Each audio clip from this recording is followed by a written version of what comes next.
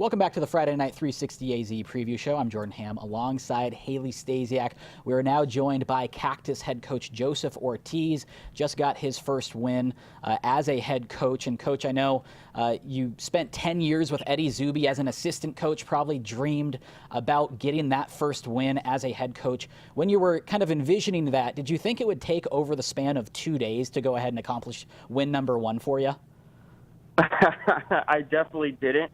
But we had some adversity with lightning and weather, and we just had to come back the next day and get it done. You know, I told the kids it's not about my first win; it's about their first win for the 2018 season and just moving forward as a program. So, logistically, going from Cactus down to Catalina Foothills, what went into first off going down there and then having to come back up and back down over the course of 2 days? What was the behind the scenes like trying to organize that?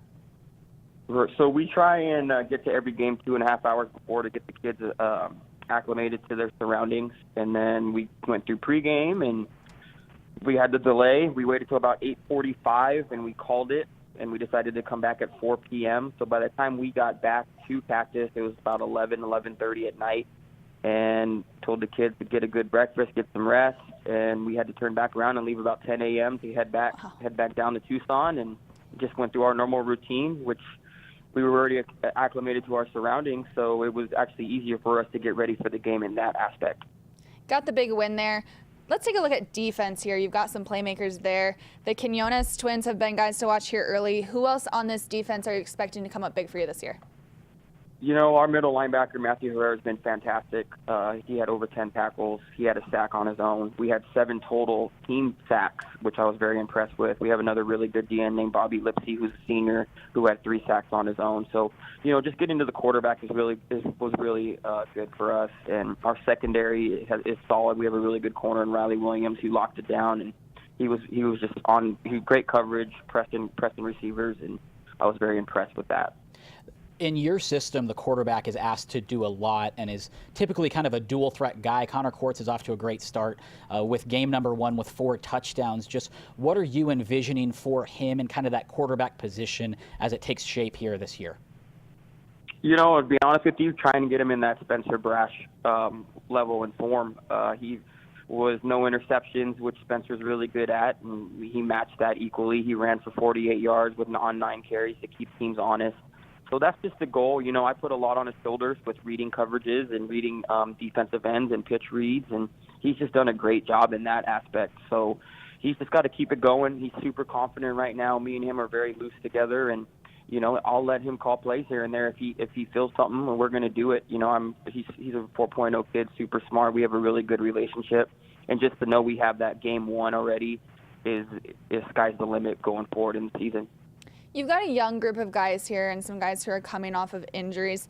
What did you focus on in the offseason to kind of get these guys conditioned, get a little bit of experience under their belt in the offseason to get ready for the game this Friday? So they've never gone two-way players over here, so I eliminated that. I'm going to put the best 11 on the field. So we've just been conditioning a lot. And the kids, it's new to the kids, but they appreciate it on Saturday afternoon when they weren't as tired as they normally would be in a game. So it's just conditioning, just getting them in shape, getting their legs ready. You know, we try and practice as fast as possible, so moving around quickly and it's just trying to get a game-type atmosphere at practice has helped out tremendous. I know you're only 1 game in, but when you look at this Cactus program, just what do you foresee for it the next couple years down the road with you leading it?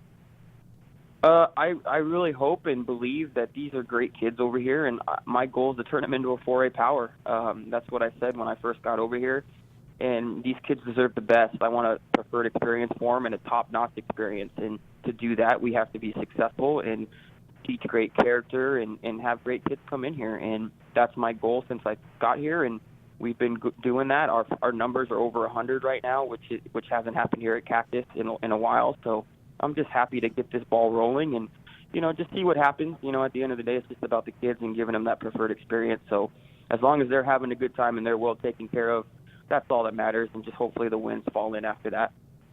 Looking at this matchup with Ironwood on Friday, what's going to be the key so that the Cobras come out 2-0 late Friday night? Our defense again. Our defense needs to be fast flying and gap sound. They have a really good quarterback who's very athletic, who can run as well. So our job is just to contain him. Offensively, they have a really, really good middle linebacker, all-state kid. So that's going to be our key. We're just going to do what we've always done with our offense is move fast and try and score as many points as possible and hold them and, just kind of wear them out. That's kind of our MO.